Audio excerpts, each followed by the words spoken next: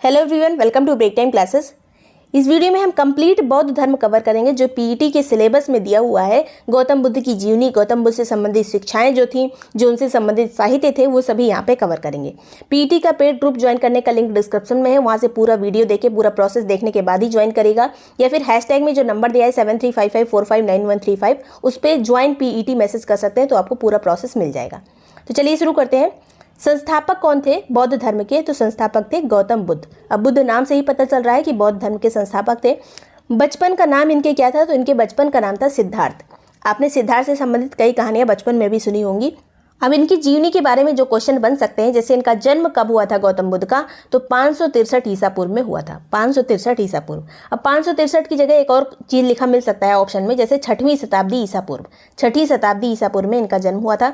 600 से पहले का जो टाइम होता है, जैसे 563 है, इसे 6वीं शताब्दी कहा जाएगा। 6वीं शताब्दी ईसा पूर्व। अब किस स्थान पर इनका जन्म हुआ था? तो लुम्बिनी में इनका जन्म हुआ था। लुम्बिनी किसके अंतर्गत आता था? कपिलवस्तु राज्य, जो गणराज्य था, उसके अंतर्गत आता था लुम्बिनी। इनके पिता का नाम था शुद्धोधन। महात्मा बुद्ध के पिता का नाम था शुद्धोधन, जो कि साक्यगढ़ के प्रधान थे। साक्य एक टाइप का कबीला टाइप का होता था, ये गणतंत्र टाइप का होता था, उसी के प्रधान थे शुद्धोधन।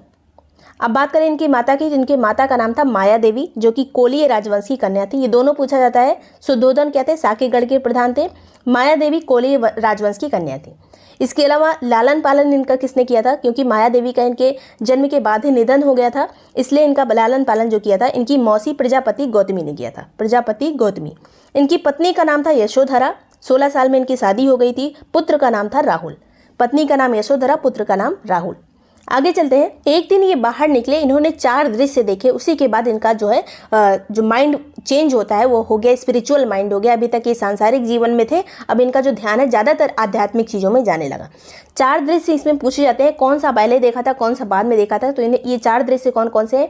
एक पहले, सबसे पहले वृद्ध व्यक्ति को देखा, एक बूढ़ा आदमी को देखा, उसके बाद एक बीमार व्यक्ति को देखा, फिर एक मृतक को देखा, सब लोग रो रहे थे, फिर लास्ट में इन्होंने एक प्रसन्नचित्त सन्यासी को देखा जो एकदम ध्यान मुद्रा में था और एकदम खुश दिख रहा था।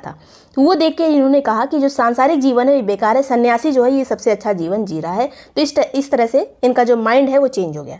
जब गौतम बुद्ध जा रहे थे तो ये किसके साथ गए थे? एक रथ पे गए थे। उस रथ का जो घोड़ा था उसका नाम था कंथक, और जो सारथी था उसका नाम था चन्ना। चन्ना सारथी का नाम पूछा जाता है। चन्ना सारथी का नाम मैचिंग में भी आ सकता है, तो ये चीज़ याद रखिएगा। आगे चलते हैं। गृह त्याग के समय गौतम बुद्ध की आयु कितनी थी जब इन्होंने घर छोड़ा? ये सब दृश्य देखने के बाद तब ये 29 साल के हो गए थे। इनकी शादी हुई थी 16 साल में, जब इन्होंने घर छोड़ा तो 29 साल के हो गए थे। अब इनका जो गृह त्याग वाला प्रोसेस है, इसे बौद्ध ग्रंथों में महाभिनिष्क्रमण कहा गया है। महाभिनिष्क्रमण पूछा जा सकता है, मैचिंग वगैरह में आ सकता है। किससे संबंधित है? तो गृह त्याग से संबंधित है गौतम बुद्ध के। आगे चलेंगे। गौतम बुद्ध के बाद में 2 गुरु बने, जो जब ये बाहर निकले तो इनके 2 गुरु बने। एक का नाम था अलार कलाम, जो कि सांख्य दर्शन की शिक्षा देते थे। इनसे इन्होंने सांख्य दर्शन की शिक्षा ली। फिर दूसरे एक गुरु बने जो फेमस है, उनका नाम है रुद्रक रामपुत्र। दोनों नाम याद रखने, अलार कलाम और रुद्रक रामपुत्र, दोनों गौतम बुद्ध के गुरु थे।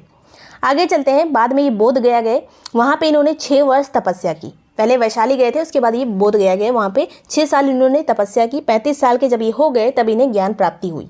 कहाँ पे ज्ञान प्राप्ति हुई? तो स्थान पूछा जाता है बोध गया में, पीपल के वृक्ष के नीचे, निरंजना नदी के किनारे। निरंजना नदी का जो वर्तमान में नाम है फाल्गु नदी है। पूर्णिमा के दिन इन्हें ज्ञान प्राप्त हुआ था। तो यहाँ पे सभी चीजें इंपॉर्टेंट है। बोध गया में इन्हें ज्ञान प्राप्ति हुई, पीपल के वृक्ष के नीचे, निरंजना नदी के किनारे, जिसे फाल्गु नदी कहते हैं। पूर्णिमा के दिन इन्हें ज्ञान प्राप्ति हुई थी। कहा जाता है गौतम बुद्ध का जन्म जो है पूर्णिमा के दिन हुआ था, इनकी मृत्यु भी पूर्णिमा के दिन हुई थी, इन्हें ज्ञान प्राप्त भी पूर्णिमा के दिन ही हुआ था। आगे चलते हैं। गौतम बुद्ध के अन्य नाम क्या थे? तो तथागत इनका नाम था। इसके अलावा शाक्य मुनि भी इनका नाम था, तथागत और शाक्य मुनि। अब यहाँ पे जो वृक्ष का नाम दिया है पीपल का वृक्ष, इसे बोधि वृक्ष भी कहा जाता है। बोधि वृक्ष, पीपल का वृक्ष या फिर बोधि वृक्ष, दोनों लिखा मिल सकता है ऑप्शन में। गौतम बुद्ध के अन्य नाम तथागत और शाक्य मुनि। इसके अलावा ज्ञान प्राप्ति के बाद सबसे पहले ये कहाँ पे गए थे गौतम बुद्ध? तो सबसे पहले ये सारनाथ गए थे। सारनाथ एक बहुत शांत जगह है। अगर आप बनारस गए होंगे, वहाँ से थोड़ी दूर पे पड़ता है। बहुत अच्छे से वहाँ पे चीज़ें बनी हुई है, स्तूप वगैरह, धमे एक स्तूप बना है वहाँ पे, तो सभी चीज़ें वहाँ पे देख सकते हैं आप। इसके अलावा सारनाथ का पुराना नाम अगर पूछा जाए, जिस टाइम पे ये यहाँ पे गए थे उसका नाम था ऋषिपत्तनम। सारनाथ का पुराना नाम क्या है? ऋषिपत्तनम। पहला धर्म उपदेश जो इन्होंने दिया था गौतम बुद्ध ने, उसे कहा जाता है धर्म चक्र प्रवर्तन। जैसे कि अभी हमने बात की थी गृह त्याग को कहा जाता है महाभिनिष्क्रमण, उसी तरह धर्म उपदेश जो इन्होंने पहला अपना सारनाथ में दिया था उसे कहा जाता है धर्म चक्र प्रवर्तन। और किसे दिया था ये उपदेश? तो 5 सन्यासियों को दिया था जो पहले इनके साथी हुआ करते थे, उन्हीं को इन्होंने उपदेश दिया था। और सारनाथ में इसकी मूर्ति भी आपको मिल जाएगी। गौतम बुद्ध बैठे हुए हैं ज्ञान मुद्रा में और यहाँ पे लोगों को ज्ञान दे रहे हैं, मतलब उपदेश दे रहे हैं। 5 सन्यासी सामने बैठे हुए हैं।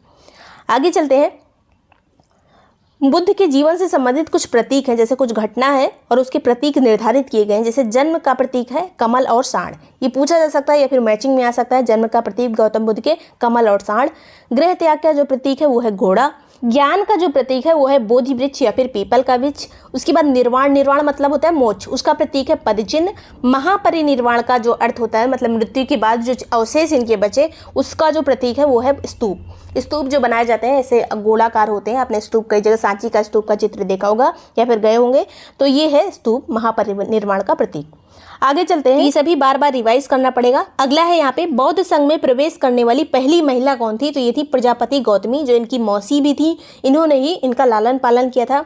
तो इनके शिष्य आनंद के कहने पर गौतम बुद्ध ने प्रजापति गौतमी को संघ में प्रवेश दिया था। पहले महिलाओं को संघ में प्रवेश की अनुमति नहीं थी। और ये जो प्रवेश मिला था इनको प्रजापति गौतमी को, ये ज्ञान प्राप्ति के 8वें वर्ष मिला था। जब गौतम बुद्ध को ज्ञान प्राप्ति हुई थी उसके 8 साल बाद महिलाओं को प्रवेश देना शुरू किया गया। आगे चलेंगे। गौतम बुद्ध का चचेरा भाई कौन था? देवदत्त, जो कि हमेशा इनका विरोधी बना रहा। स्टार्टिंग में ये संघ में प्रवेश कर गया एक अनुयायी के रूप में, मतलब पहले तो ये प्रिय था उनको मानता था गौतम बुद्ध को, लेकिन धीरे धीरे ये संघ का अध्यक्ष बनने की कोशिश करने लगा, लेकिन जो सफल नहीं हो पाया, बाद में विरोधी बन गया। आपने कहानियों में सुना होगा कि एक देवदत्त थे, एक सिद्धार्थ थे बचपन में, और एक जो कबूतर है वो उड़ रहा था तो उसके मुंह में जो बाण मार दिया था, बाण मार के देवदत्त ने गिरा दिया, उसके बाद गौतम बुद्ध ने बचा लिया। तो ये सभी कहानियाँ इनके बारे में है, दोनों लोगों के बारे में। आगे चलेंगे। बौद्ध धर्म का सर्वाधिक प्रचार कहाँ पे हुआ था? तो कौशल राज्य में हुआ था, क्योंकि यहाँ पे गौतम बुद्ध ने सबसे ज़्यादा टाइम बिताया था। अपने 21 वास यहाँ पे किए थे। जहाँ पे ये रुकते थे उसे वास कहा जाता था। तो गौतम बुद्ध ने सर्वाधिक प्रचार जो उपदेश दिया था वो कौशल राज्य में दिया था। आगे चलेंगे।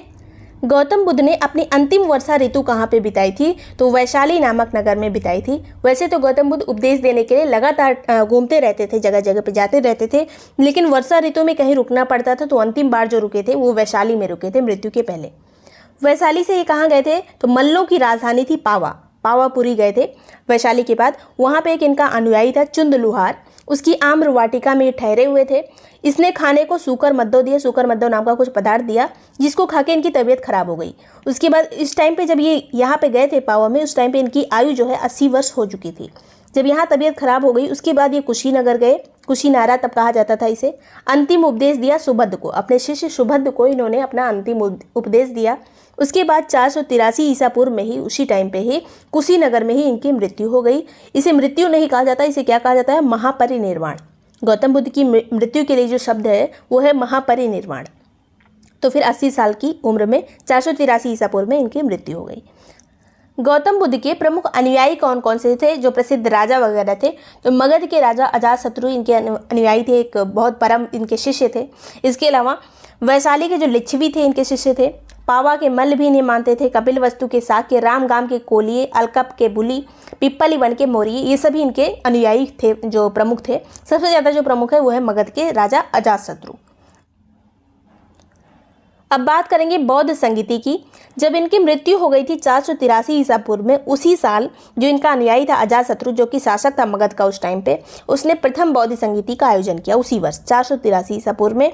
ये स्थान कौन सा स्थान पूछा जाता है? पहली बौद्ध संगीति कहाँ आयोजित हुई थी? तो राजगृह में आयोजित हुई थी, जो कि मगध की राजधानी थी। उस टाइम पे इस जो संगीति थी पहली वाली, इसके अध्यक्ष कौन थे? तो नाम पूछा जाता है। तो पहली बौद्ध संगीति के अध्यक्ष थे महाकश्यप। उस टाइम पे राजा कौन था? अजातशत्रु। अध्यक्ष कौन बना संगीति का? महाकश्यप। कौन से स्थान पर हुई थी? राजगृह में हुई थी। कौन से वर्ष हुई थी? 483 ईसा पूर्व में हुई थी। अब बात करते हैं द्वितीय जो बौद्ध संगीति हुई वो 100 साल के बाद हुई। 483 के 100 साल बाद 383 में ईसा पूर्व में हुई थी। ईसा पूर्व चल रहा है इसलिए उल्टा है। कौन से स्थान पर आयोजित हुई दूसरी बौद्ध संगीति? तो वैशाली नामक स्थान पर आयोजित हुई। और इस टाइम पे जो इस बौद्ध संगीति के द्वितीय बौद्ध संगीति के अध्यक्ष थे वो थे सुबुकामी। पहली के अध्यक्ष थे महाकश्यप, दूसरे के अध्यक्ष हैं सुबुकामी। पहली आयोजित हुई राजगृह में, दूसरी आयोजित हुई वैशाली में। और इस टाइम पे दूसरी वाली में शासक कौन था? कालाशोक। पहली में शासक था अजातशत्रु, दूसरे में शासक है कालाशोक। अब बात करते हैं तृतीय बौद्ध संगीति की, जो कि 247 ईसा पूर्व में आयोजित हुई। कहाँ पे आयोजित हुई? पाटलिपुत्र में। पहली राजगृह, दूसरी वैशाली, तीसरी पाटलिपुत्र। इसके दो जो अध्यक्ष बने उनका नाम था मोगलपुत्र तिस्स। मोगलपुत्र तिस्स बने तीसरी बौद्ध संगीति के अध्यक्ष। इस टाइम पे राजा कौन था, शासक कौन था? तो शासक था अशोक। पहली में अजातशत्रु, दूसरे में कालाशोक, तीसरे में अशोक। अब आते हैं चौथी बौद्ध संगीति में, जो कि ईसा की प्रथम शताब्दी में, जो पहली शताब्दी थी उसमें आयोजित हुई। जब ये पूरा काफ़ी टाइम के बाद ये आयोजित हुई, अभी ईसा पूर्व की बात चल रही है, अब शताब्दी आ गई, पहली शताब्दी में आयोजित हुई चौथी बौद्ध संगीति। कहाँ पे आयोजन हुआ? तो कुंडल वन में, जो कि कश्मीर में स्थित है। चौथी बौद्ध संगीति के आयोजन का स्थान है कुंडल वन। और इस टाइम पे जो अध्यक्ष बने बौद्ध संगीति के वो थे वसुमित्र। अध्यक्ष थे वसुमित्र, उपाध्यक्ष थे अशोक घोष। दोनों नाम याद रखने हैं। जो चौथी बौद्ध संगीति थी उसके अध्यक्ष थे वसुमित्र, उपाध्यक्ष थे अशोक घोष। किस शासनकाल में, किसके शासनकाल में आयोजित हुई थी चौथी बौद्ध संगीति? तो कनिष्क के टाइम पे ये आयोजित हुई। कुषाण वंश का शासक था कनिष्क, उस टाइम पे चौथी बौद्ध संगीति का आयोजन किया गया था कुंडल वन में, कश्मीर में। आगे बात करेंगे, इसको अच्छे से देख लीजिएगा। अब बौद्ध धर्म में 4 आर्य सत्य बताए गए हैं। इस 4 आर्य सत्य कौन से हैं? तो पहला है दुख, दूसरा है दुख समुदाय, तीसरा है दुख निरोध, चौथा है दुख निरोध गामिनी प्रतिपदा। दुख मतलब दुख है, दुख होता है सबको। दुख समुदाय मतलब दुख का कोई कारण होता है। दुख निरोध मतलब दुख दूर भी होता है। दुख निरोध गामिनी प्रतिपदा मतलब एक मार्ग है जिससे दुख दूर हो सकता है। वो कौन सा मार्ग है? उस मार्ग का नाम है अष्टांगिक मार्ग। तो अष्टांगिक मार्ग से दुख को दूर किया जा सकता है। अब वो कौन कौन सा चीज़ है अष्टांगिक मार्ग में, क्या क्या आता है? तो सम्यक दृष्टि मतलब दृष्टि अच्छी होनी चाहिए, सम्यक संकल्प होना चाहिए, सम्यक वाक होना चाहिए, सम्यक कर्मांत कर्म अच्छे होने चाहिए, सम्यक आजीव होना चाहिए, सम्यक व्यायाम होना चाहिए, सम्यक स्मृति होनी चाहिए, सम्यक समाधि होनी चाहिए। इतनी चीज़ें आती हैं अष्टांग मार्ग में, जो सभी पूछी नहीं जाएंगी पीईटी में। बस ये चारों याद रखना है कि 4 आर्य सत्य कौन से हैं? दुख है, दुख समुदाय है, दुख निरोध है, दुख निरोध गामिनी प्रतिपदा है। आगे बात करेंगे बौद्ध धर्म की विशेषता क्या क्या है। तो बौद्ध धर्म जो है आत्मा में नहीं मानता है, आत्मा की इसमें मान्यता नहीं है। पुनर्जन्म में विश्वास किया जाता है, तो पुनर्जन्म ये मानता है, लेकिन ये नहीं मानता है कि आत्मा होती है। तो बौद्ध धर्म इस तरह का है। वेदों को नहीं मानता है, वेदों की मान्यता नहीं है। इसके अलावा वेदों को मतलब सर्वश्रेष्ठ नहीं मानता, ये नहीं कहता कि वेद ही सब कुछ है। इसके अलावा सभी जातियाँ समान है, इसका ये कहना है बौद्ध धर्म का। अहिंसा में विश्वास रखता है, मध्यम मार्गीय मतलब कोई भी कट्टरपंथी इसमें नहीं है बौद्ध धर्म में। आगे बात करेंगे अब बौद्ध धर्म के आरंभिक ग्रंथ कौन से हैं। तो इसका नाम है त्रिपिटक। त्रिपिटक के अंतर्गत 3 ग्रंथ आते हैं। पहला ग्रंथ है विनय पिटक, दूसरा है सुत्त पिटक, तीसरा है अधिधम्म पिटक। अब पूछा जाता है विनय पिटक किस चीज़ के बारे में लिखा गया है। तो इसमें संघ के नियम वर्णित हैं, इसमें दैनिक दिनचर्या किस तरह के विचारों की होनी चाहिए वो सभी इसमें वर्णित है विनय पिटक में। सुत्त पिटक में बुद्ध के जितने भी उपदेश थे सुत्त पिटक में लिखे गए हैं। इसके अलावा अभिधम्म पिटक में गौतम बुद्ध का जो दार्शनिक सिद्धांत था वो सभी अभिधम्म पिटक में लिखा गया है। तो तीनों अलग अलग हैं, विनय पिटक, सुत्त पिटक और अधिधम्म पिटक। आगे चलते हैं, कुछ अन्य ग्रंथ हैं जिसके बारे में क्वेश्चन पूछा जा सकता है कि इसकी रचनाएं किसने की थी। तो मिलिंद पन्हो में एक भिक्षु थे नागसेन, उनका और राजा मिनांडर का संवाद का वर्णन किया गया है। तो मिलिंद पन्हो की रचना किसने की थी? नागसेन ने। नागसेन जो भिक्षु थे जिन्होंने संवाद किया था उन्होंने ही इसकी रचना की थी। बुद्ध चरित, सौद्रानंद और सारी शुद्ध प्रकरण ये किसने लिखा था? तो ये अशोक घोष ने लिखा था। ये कुछ नहीं लिखा है यहाँ पे। अशोक घोष है, किसकी रचना की थी अशोक घोष ने? बुद्ध चरित की रचना की थी, सौद्रानंद की रचना की थी, सारी शुद्ध प्रकरण की रचना की थी। इसके अलावा नागार्जुन की जो रचना है वो है माध्यमिक कारिका। माध्यमिक कारिका किसकी रचना है? नागार्जुन की। विशुद्धि मग्ग किसकी रचना है? बुद्ध घोष की। अभिधम्म पिटक किसकी रचना है? वसुबंधु की। इसके अलावा एक और ग्रंथ है जिसका नाम है सिंघली ग्रंथ। सिंघली ग्रंथ में 2 चीज़ें आती हैं, दीपवंश और महावंश। तो ये भी बौद्ध धर्म से ही संबंधित है, श्रीलंका की ये ग्रंथ है। आगे बात करेंगे हीनयान और महायान क्या होता है। तो ये बौद्ध धर्म की 2 शाखाएं होती हैं, हीनयान और महायान। हीनयान जो है इसे निम्न मार्गी कहा जाता है, महायान को उत्कृष्ट मार्गी कहा जाता है। जो हीनयान था इसमें बुद्ध को महापुरुष माना गया है कि बुद्ध एक महापुरुष थे, जबकि महायान वाले लोग जो हैं, जो बौद्ध धर्म के लोग महायान से संबंधित होते हैं, वो बुद्ध को देवता मानते हैं। तो 2 तरह से यहाँ पे शाखाएं हैं। फिर आता है हीनयान में मूर्ति पूजा वर्जित है। जो हीनयान के लोग हैं वो गौतम बुद्ध की मूर्ति की पूजा नहीं करते हैं, जबकि महायान के लोग मूर्ति पूजा करते हैं। आगे बात करेंगे हीनयान के 2 संप्रदाय होते हैं। पहला संप्रदाय है वैभाषिक, दूसरा है सौत्रांतिक। उसी तरह महायान के भी 2 संप्रदाय होते हैं, एक का नाम है शून्यवाद, दूसरे का नाम है विज्ञानवाद। शून्यवाद और विज्ञानवाद किससे संबंधित है? तो महायान शाखा से संबंधित है।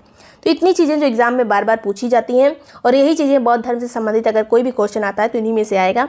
वीडियो पसंद आया तो लाइक और सब्सक्राइब कर लीजिएगा। इसके अलावा पेड ग्रुप ज्वाइन करने का लिंक डिस्क्रिप्शन में, वहाँ से जाके आप पेड ग्रुप ज्वाइन कर सकते हैं सारी चीज़ें देखने के बाद ही। Thank you so much for watching date time classes.